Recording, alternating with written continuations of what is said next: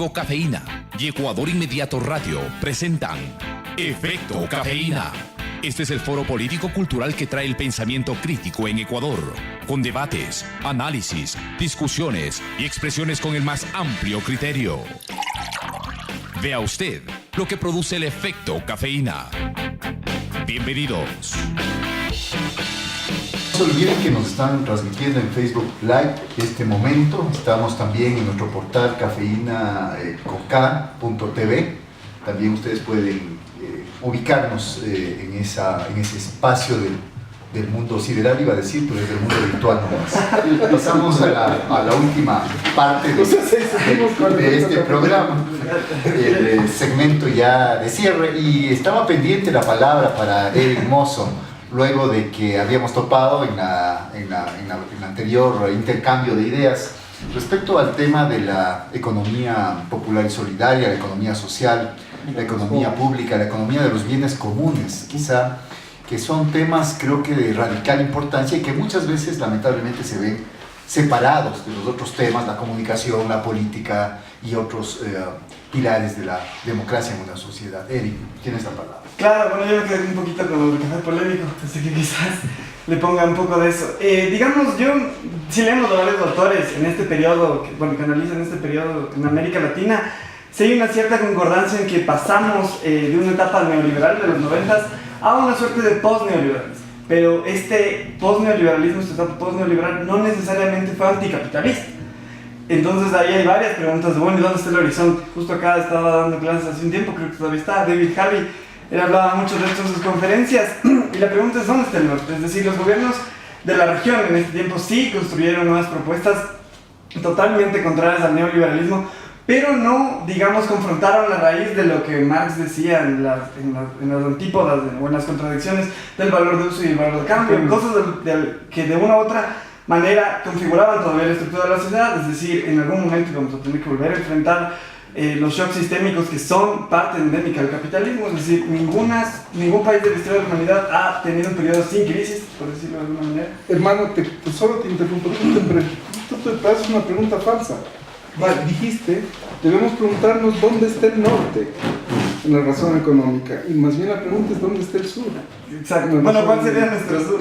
Yo creo, ¿cuál sería el siguiente paso, por decirlo de alguna manera? Es decir, creo que es claro, bajo el punto de vista que tengamos en cualquier análisis, que no es una crisis ecuatoriana la que vivimos ahora, no es una crisis sudamericana la que vivimos, es una crisis global. Por decirlo en términos fácticos, por ejemplo, el Banco Mundial decía que el mundo va a seguir creciendo en promedio del 3%, más allá de las crisis ecológicas, más allá de las crisis humanitarias, más allá de las guerras que se tratan, o los conflictos bélicos que tratan de volver a despuntar. Vemos que vivimos en una crisis, vemos que no se dilucida cuál es el siguiente paso de alguna manera, vemos que las propuestas de gobiernos latinoamericanos no enfrentaron, digamos, la raíz del capitalismo, no propusieron una agenda anticapitalista. Y ahí se plantea cuál es el horizonte. García Linera, que es uno de los teóricos, digamos, dentro de un gobierno que más hablan de estas cosas, decía que el horizonte es el comunitarismo. Entonces, tu primera pregunta, Ramón, era, bueno, ¿cómo planteamos esto del emprendimiento? A mí como joven no me gustaría pensar solamente en términos del emprendimiento. Creo que, como decía Gramsci, que a propósito ya cumplió 80 años de muerto, ¡Viva Gramsci! ¡Viva Gramsci! La disputa también, antes quizás de las condiciones materiales, tenga el sentido común. Y algo que yo sí creo que en las elecciones las de estos meses vimos en el país es que sí se acrecentó, digamos, la idea de que el individualismo es como que el paso previo al éxito económico, a la abundancia, etc. Esto incluso se reflejaba en agendas, más allá de que Guillermo Lasso fue derrotado en las urnas. Sí se vio que este discurso individualista, este discurso de que el emprendimiento antes que el gasto público, la inversión colectiva o el comunitarismo, etcétera, permeó. Incluso creo que hay que reconocerlo, esto permeó el mismo discurso, de Lenin Moreno en algunos puntos. Es decir, esto del emprendimiento resaltaba mucho, sobre todo el emprendimiento joven, creo que es lo que más escuchamos hablar en política de jóvenes, después fue lo de la Secretaría de la Juventud, etcétera. Pero yo creo que ahí está una buena parte de la disputa. Más allá de y más allá también de cómo los jóvenes nos vamos a entender con todos los desafíos que implican este nuevo periodo. Pero yo creo que el sentido común, digamos, lo que ustedes ya resaltaron bastante bien, la dicotomía entre el individualismo y el comunitarismo, por decirlo de alguna manera, cómo se presenta en la sociedad, cómo entendemos esto en todos los aspectos de la sociedad, la comunicación. Entendemos la comunicación como un derecho de privados en los que los dueños de los canales deciden quién habla y quién no, o lo entendemos bajo una lógica comunitaria en la que de nuestra participación depende el empoderamiento real de lo que está pasando. También ahí tenemos otro asunto que a mí me parece prioritario tratarlo, y es el tema de la organización de la sociedad como herramienta, digamos, para disputar estos sentidos antes de las condiciones materiales per se. Y creo que hay una encuesta de jóvenes y participación política del 2012 que decía que solo 7% de los jóvenes del país estaban en alguna organización social. Creo que eso nos da un poco de cuenta, digamos, en términos generales, aunque hayan pasado ya cerca de 4 años y medio de esa encuesta, de en qué situación relativa está la participación de los jóvenes, suponiendo que la de la sociedad en general es un poco más, o oscila entre los mismos valores, digamos menos del 10%. Queda mucho por trabajar en cuanto a la participación de la ciudadanía, en cuanto al empoderamiento de la ciudadanía, también, digamos, denominado del poder popular, cómo la gente realmente participa o se empodera de lo que pasa en la sociedad. Y yo creo que antes, digamos, de plantear esta suerte de articulación de la ciudadanía, de la sociedad, es muy complicado plantearle soluciones reales a los problemas que venimos tratando, al problema del empoderamiento de la comunicación, al problema de cómo fortalecemos los engranajes de la economía popular y solidaria, cómo fortalecemos el comunitarismo, o cómo nos entendemos realmente como un conjunto, más allá de estas divisiones que devienen de la propiedad privada, de las clases sociales, del nivel de ingreso, etcétera. ¿Qué tanto realmente estamos disputando el sentido de comunidad, digamos, de la comunidad nacional en este caso? Y cómo eso realmente podría apuntar a hacer una salida más allá de esta crisis sistémica que yo creo que vive el mundo. Creo que esas son preguntas, no sé si un poco polémicas, que los gobiernos latinoamericanos quizás en algún momento se pusieron, se enfrentaron, pero que quizás no en todos los casos se consolidaron, y que de una u otra manera son puntos que se tienen que abordar. Creo que son algunos de los debates que quizás se tengan que profundizar en este tiempo, en estos meses, en estos años, considerando, como dije, que este discurso del individualismo, esta idea del individualismo de esta parte del sentido común del individualismo, está posicionado en la sociedad y quedó más posicionado quizás después de estas elecciones. Creo que planteas, David, un tema extremadamente importante que no tiene que ver fundamentalmente con los nombres de quienes van a integrar el gabinete del próximo gobierno, que no tiene que ver con si tal política se mantiene o no se mantiene, que tiene que ver con un tema de fondo. Y creo que el tema de fondo al que tú aludes, empezaste aludiendo en tu respuesta, es precisamente esto que se daba en llamar, que a veces, ya que estamos en la etapa polémica de este programa, a mí me parece un eufemismo, que es el cambio de la matriz productiva. Yo sigo sin entender qué es eso del cambio de la matriz productiva, si se va a seguir manteniendo ese término, porque en realidad podría ser un eufemismo para no enfrentar el problema de fondo. El problema de fondo lo planteaste tú. Si es que, por ejemplo, estos términos como postneoliberalismo o el propio término de progresismo no hacen sino, llamémosle así, plantear etapas prolongadas de espera de algo que finalmente no llega, que es el cambio de la matriz productiva. Y después se le echa la culpa a lo que son las crisis sistémicas, a lo que es la caída de los precios de los productos exportables, etc. Tengo en mis manos una parte de un artículo del último número de la revista mexicana Memoria, seguramente la conocen, una revista de pensamiento político de izquierda. Y en esa revista Beatriz Stolowitz plantea precisamente este tema. Cómo términos como el postneoliberalismo, el progresismo, que han sido términos de uso común acá, finalmente provienen, ¿de dónde provienen? Cómo el término postneoliberalismo, el término progresismo salió de Chile en los años 90, y salió de Chile como una reconfiguración de un modelo capitalista, no el modelo antisistémico, sino capitalista. El modelo de progresismo salió de la democracia cristiana chilena, y finalmente estas palabras fueron monedas de uso corriente, digamos, en estos últimos 10 años. Yo creo que volvamos sobre este tema porque me parece importante, y Ramón, hacia ti va la pregunta. Sí, yo quiero retomar en el cumpleaños, en el aniversario de Gramsci, que nos recordaba el Eric, un reto de esencial importancia que caracteriza la continuidad y el cambio en este momento de transición en la Revolución Ciudadana. Hemos construido en estos 10 años una hegemonía nacional y popular. Y creo que en esta transición, queridos colegas, queridos hermanos, queridos camaradas de Cafeína, debemos construir una hegemonía plural. Y esa hegemonía plural alude a los temas que hemos venido tratando: a la comunicación, a la economía, a los jóvenes, a lo que es la pluralidad de nuestra diversidad, mi querido David, que este es un viejo tema que nos hermanó desde hace tantos años. Porque me parece que esa hegemonía plural debe dar paso no a pensar solamente desde el Estado, sino con la sociedad, no desde el partido, sino desde la ciudadanía, no desde la representación de la parte, sino desde el todo. Y esa característica de una hegemonía plural también alude a una suerte de lo que en el último editorial de Cafeína hemos planteado, de la paciente impaciencia de Lenin. Porque evidentemente si vamos y ahí sigo contigo Andrés y también con el Hernán, no podemos tener un diálogo de ingenuidad, no podemos tener un diálogo que simula. Es un diálogo que reconoce derechos y obligaciones compartidas pero diferenciadas. Es un diálogo que no entrega el sentido histórico de continuidad del proceso de la Revolución Ciudadana. No es un diálogo que concede ni cae en el chantaje. Es un diálogo que continúa el proceso de transformación, que incorpora nuevos intereses, nuevas necesidades, pero no es un diálogo que niega, es un diálogo que integra, es un diálogo que articula, y nuevamente voy tal vez a la parte fundamental de esta reflexión, que tiene que ver, nuevamente volviendo a Gramsci, que tenemos que disputar el sentido común y tenemos que construir el sentido de lo común. Y el sentido de lo común es aquello que nos unifica, es aquello que nos identifica, es aquello que nos hermana, es aquello que nos articula, es aquello que nos complementa, es aquello que nos hace soñar de manera compartida, es aquello que nos hace trabajar de manera compartida. Y ese sentido de lo común es el Ecuador, y ese sentido de lo común es América Latina y el Caribe, y ese sentido de lo común, mi querido Dalit, son los procesos de integración.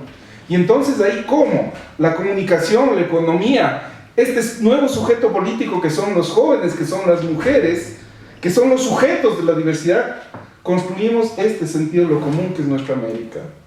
Y creo que allí el gobierno de Lenin tiene una responsabilidad extraordinaria, contemporánea, que es repensar, reintegrar la integración, el sentido de lo común que nos unifica a los ecuatorianos y a los latinoamericanos. Sí, creo que justamente viene una serie de desafíos para poder reencontrarnos. Creo que hay que pensar este proceso de continuidad, este proceso de cambio desde algunas miradas, tal vez entrando un poco en los desafíos que vienen en lo económico, seguir en esta línea de cómo vincular lo económico con lo social. La última década el Ecuador le ha dejado una serie de capacidades. Correcto. Yo no me gusta a mí mucho entrar en la discusión más de ganada, perdida o empatada, pero sin duda lo que tenemos de resultado es que nos deja una sociedad con mayores capacidades desde lo económico. Pondremos a Amartya Sen, ¿no? Exactamente, exactamente, en la capacidad de ser y hacer desde la mirada colectiva, en este caso también desde lo individual. Y eso nos deja una serie de elementos como los temas de infraestructura, que si bien es cierto, nadie come de infraestructura, pero sin infraestructura es muy difícil producir y comercializar. Entonces, el hecho de tener electricidad asegurada, el hecho de tener agua, control de inundaciones, el hecho de tener carreteras, puertos, aeropuertos, el hecho de tener conectividad e internet, por un lado, que han sido reconocidas a nivel internacional por el Foro Económico Mundial, y ubica al país en alto nivel en eso, pero también en las capacidades humanas. Entonces tienen unas generaciones que vienen, unas generaciones que se han venido formando en estos años con mayor salud, con mayor educación, con mayor equidad, con una visión inclusive de mucha más sustentabilidad ambiental. Entonces yo veo que esas capacidades nos dejan para el futuro justamente una serie de oportunidades. Por el otro lado tenemos todavía muchos temas pendientes. Difícilmente cambiamos todas las matrices, o como queramos llamarles, en 10 años. Ni la económica, ni la social, ni la ambiental se logran cambiar en 10 años. Elementos que han sido estructurales de la conformación desde que el Ecuador es república. Pero ahí sí hay temas, hay retos.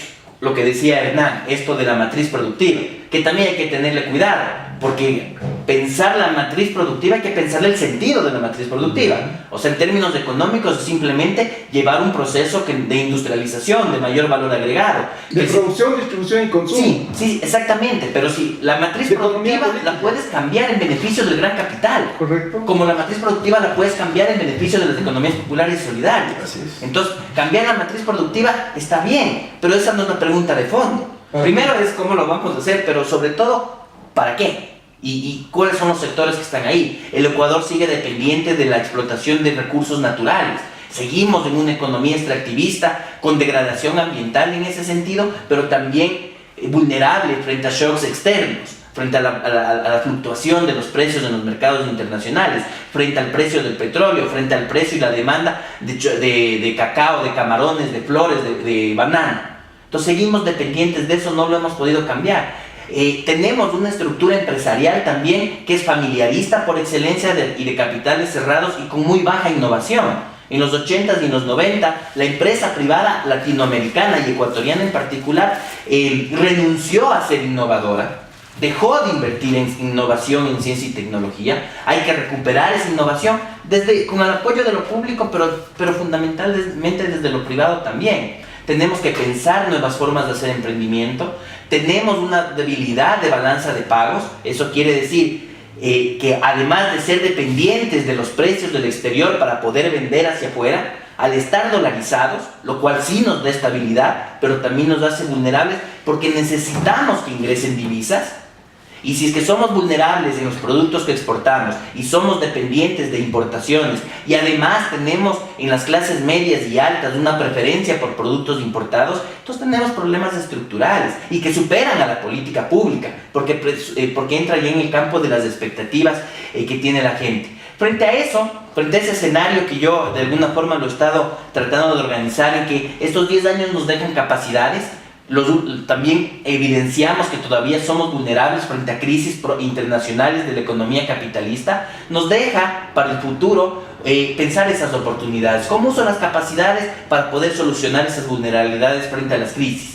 Y ahí vienen una serie de apuestas que el próximo gobierno tiene que hacer: priorizar la economía social y solidaria, lo decíamos. Junto con el pacto productivo tienen que venir pactos fiscales y pactos ambientales. Hay que revisar y hay que ser eficientes, digamos, en el uso de los recursos públicos. Hay que priorizar la inversión social, la conservación ambiental y el mantenimiento de las infraestructuras logradas. Hay que devolverle la ética a la economía en todas sus formas, en la pública y en lo privado. Hay que erradicar la corrupción y también hay que erradicar la evasión y la elusión fiscal. Hay que impedir que capitales ecuatorianos salgan del país porque los necesitamos justamente para poder generar otro tipo de emprendimientos. Y necesitamos trabajar en tres temas que yo creo que son fundamentales. Uno, el tema de las expediciones y de las responsabilidades desde los empresarios, los micros, los pequeños, etcétera, en cuanto a una producción que sea responsable social y ambientalmente. Tenemos que trabajar en las expectativas de todos nosotros como consumidores dentro de esa economía, priorizar el consumo de productos nacionales.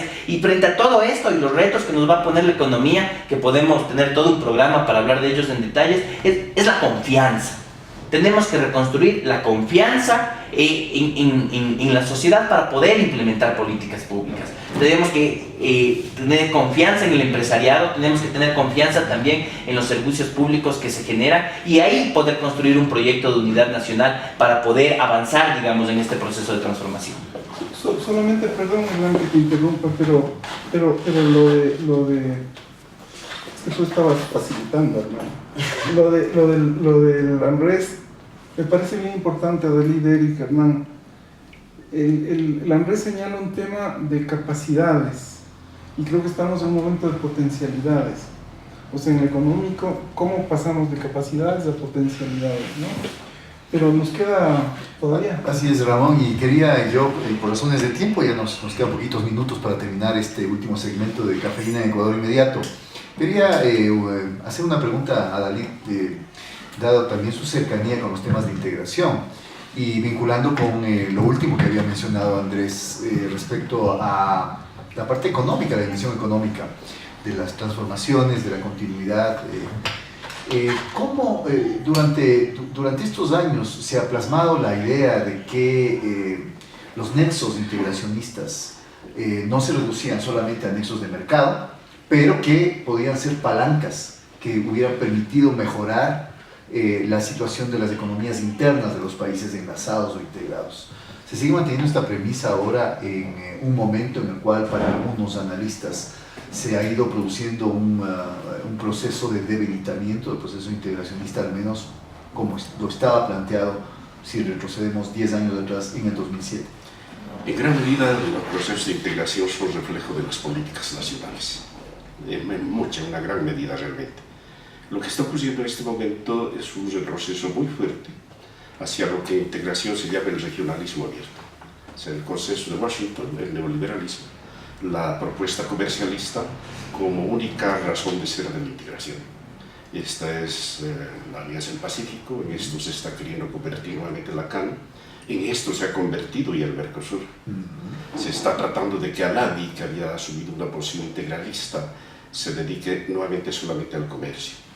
Y además una característica, o sea, por las facilidades que da el carácter multipolar de la realidad, muchos países de los que se tornaron a los sistemas neoliberales están priorizando en sus políticas contactos directos con las grandes potencias. O sea, la visita de Macri a Washington no es casual, por ejemplo. La política que está desarrollando agresivamente la Unión Europea con Mercosur. O sea, y esto va en desmedro de la diplomacia regional o en desmedro de los bloques de integración nuestros. Entonces, efectivamente, hay un retorno fuerte a este esquema comercialista. América Latina había avanzado de modo importante y con esto fuimos testigos y protagonistas con Ramón Lacan de la consolidación de una integración más bien de carácter integral, multidimensional, multitemática, y que generó un nuevo regionalismo, una nueva forma de hacer integración. Y este es el desafío, yo creo, central para el Ecuador. Es sostener, fortalecer estas propuestas de integración de carácter integral, que atienda lo político, lo social, lo cultural, junto con lo comercial y lo económico. O sea, lo comercial es tan restringido que ni siquiera es todo lo económico. No te toca la producción, no te toca la industrialización, no te toca el consumo, es solamente intercambio de bienes y servicios. A esto, más algunas fórmulas de militarismo y defensa y seguridad, a esto se reduce el proceso de integración. Hay que cambiarlo, hay que reconformar nuestros sistemas de integración, hay que volver a darle fuerza a UNASUR. Se la ha olvidado, se la que está con un ritmo extremadamente lento y cadencioso. Hay que acelerar estos procesos de encuentro, yo diría por nuestro sur. Nuestro sur es el buen vivir. El SUNAF y el AYEM causan la vida buena y el bonito. El pacto continental debe ser por esto, por el buen vivir de nuestros pueblos. Nuestro sur es el buen vivir. Con estas palabras ya vamos culminando este programa de Cafeína en Ecuador Inmediato. Vuelvo a reiterar, ustedes nos pueden seguir en este y en los próximos programas en Facebook Live, así como en nuestro portal cafeína con k.tv. Queremos quiero agradecer la atenta escucha de ustedes a nombre de Eric Mozo, de Ramón Torres, a Dalí Contreras y a Andrés Mideros, y por supuesto de quien les habla y les vuelve a saludar cordialmente y se despide, Hernán Reyes. Hasta el próximo día viernes.